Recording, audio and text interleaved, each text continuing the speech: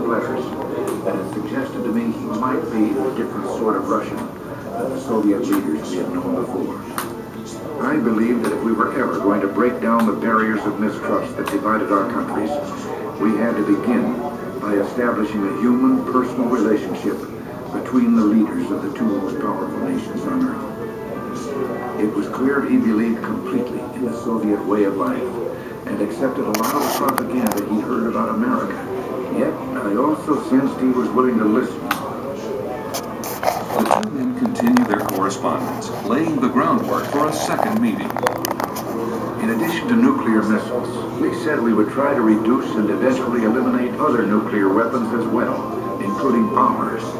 I thought we were in complete agreement and were going to achieve something remarkable. And then, after everything had been decided, or so I thought, Gorbachev threw us a curve. With a smile on his face, he said, "This all depends, of course, on you giving up SDI." I couldn't believe it and blew my tongue. "The meeting is over," I said.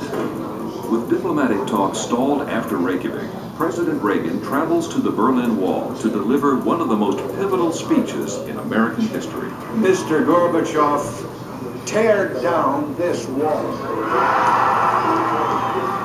Nothing in the West symbolized the differences between it and the Soviet Union more than the wall. Its removal would be seen as a gesture symbolizing that the Soviet Union wanted to join the broader community of nations.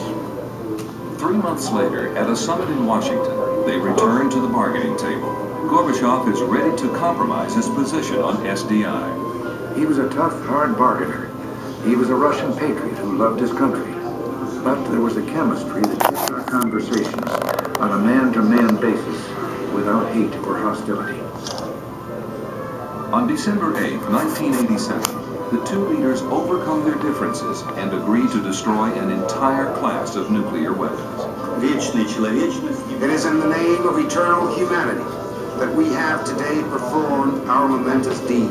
The following spring, I went to Moscow, where President Gorbachev and I signed the formal ratification papers, putting the INF agreement into force. They came to respect each other, probably even like each other. They were very different kinds of people. Nevertheless, they talked, they bargained, they achieved things.